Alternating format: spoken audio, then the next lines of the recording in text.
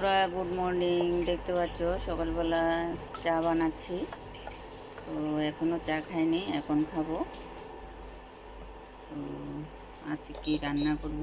আজকে দেখতে পাচ্ছ এখানে কাবলি চনা ভিজিয়ে রেখেছি। দেখো আজকে এটা দিয়ে বলো কি রান্না করব। তো দেখতে থাকো আজকের ভিডিওটা। তো আমার সাথে থাকো, তাহলে ভিডিওটা পুরো রেসিপিটাই দেখতে পাবে। এখন চা খাবো, এরপরে কাবলি চনাগুলো সিদ্ধ হয়ে বসাবো। দেখতে পাচ্ছ। তো বলো তোমরা কে কী করছো? চা খেয়েছো সবাই? জানি সবাই আমার আগে চা খেয়ে নেয়, আমি আস্তে ধীরে খাই। দেখো আমি আলুগুলোকে আগে কেটে সিদ্ধ জল ফেলে দিয়েছি। এমনভাবে সিদ্ধ জল ফেলে দিলে কিন্তু সুগারের রোগী কিন্তু খেতে পারে, কোনো সমস্যা হয় না। তো এখন লাল লাল করে ভাজবো আলুগুলোকে। তো এরপরে দেখছো কাবলি চনা, যে এইগুলো কাবলি চনাগুলো সিদ্ধ করেছি। আর এখানে কিছু সয়াবিন আছে। সয়াবিন কিন্তু আমরা প্রত্যেকটা মানুষের শরীরের জন্য খুবই উপকারী একটা জিনিস। এটার মধ্যে অনেক রকমের ভিটামিন আছে। আর যারা সুগারের রোগী তারা যদি সয়াবিন যদি খেতে পারো, তো এটা অনেক উপকার পাবে। তোমরা দেখতে পাচ্ছ কিনা দেখো সয়াবিন।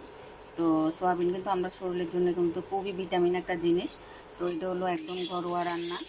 আমি মানুষ তো বেশিরভাগই মাছ মাংস এইসবের রেসিপিতে, তো ঘরোয়া কিছু জিনিস আছে এগুলো যেগুলো খেলে আমাদের শরীরের মানে ক্ষতি হয় না, পেটের ক্ষতি হয় না।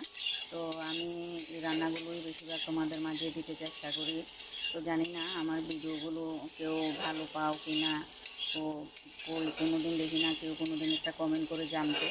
তো যাই হোক, আর কে কীভাবে রান্না করো আমাকে সেটাও একটু কমেন্ট করবে।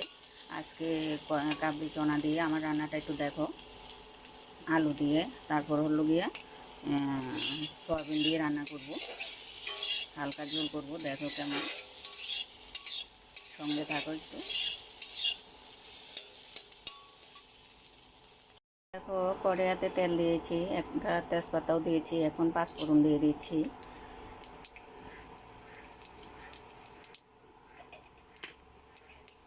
এবার আমার যে বাটা মশলা, আমি তো মশলা মানে বাটা করে রান্না করি। তো ওই মশলাটা এখানে দিয়ে দিচ্ছি। আদা, ধনিয়া জিরা, মানে মশলাটা একটু ভেজে রান্না করলে মনে হয় এটার টেস্টটাই আলাদা হয়। জানি না তোমরা কে কীভাবে রান্না করো। আমি সবসময় যাই কিছু রান্না করি, মাংস মানে মাছ যাই রান্না করি, আমি মশলাটা আগে ভেজে নিই। তো একটু হলুদের গুঁড়ো দিয়ে দিলাম।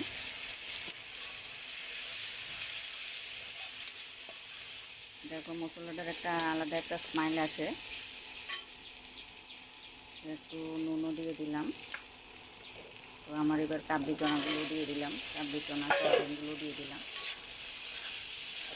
এবার দেখো এটা কি সুন্দর একটা কালার চলে আসে।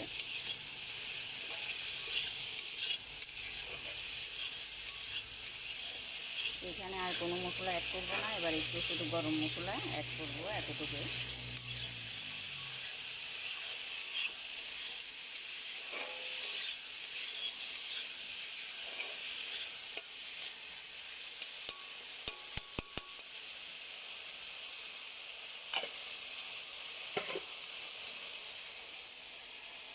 নুন মনে হয় কম হবে, তাই একটু দিয়ে দিলাম।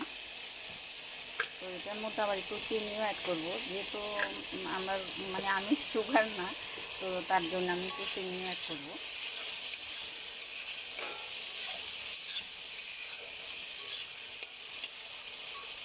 দেখো এইভাবে রান্না করলে কেমন, মানে ঠান্ডা থাকলে বুঝতে পারতে তোমরা রান্না করে এইভাবে দেখবে।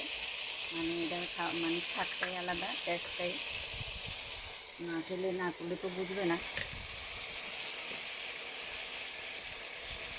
একটু লঙ্কা গুঁড়োও দিয়ে দিলাম।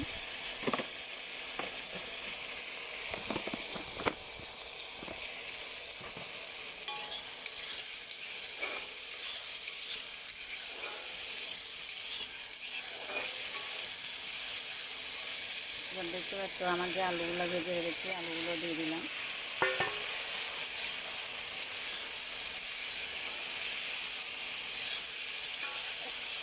তো বলবে কে কীভাবে রান্না করো।